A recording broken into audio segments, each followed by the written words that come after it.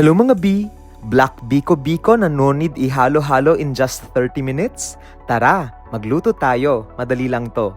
Kailangan mo lang ng 3 packs ng gata, 5 cups ng black glutinous rice na hinugasan ng 2 beses para matanggal yung mga impurities. Habang pinapainit ko yung electric cookware to 230 degrees for 10 minutes, sinukat na ni Mama yung 2 cups of sugar. Ayaw kasi namin ng masyadong matamis na biko. Nagpatak lang ako ng 1 kutsaritang tubig to check kung ready na yung lutuan. Kung sumasayaw-sayaw na yung droplets, ibig sabihin okay na siya.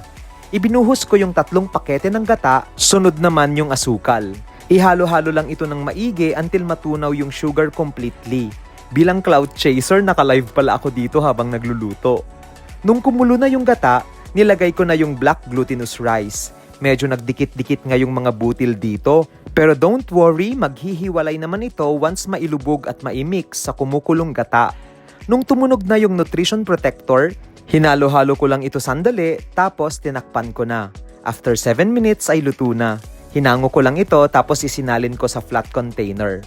Super dali nito pero super sarap. Subukan nyo na din. Yun lang.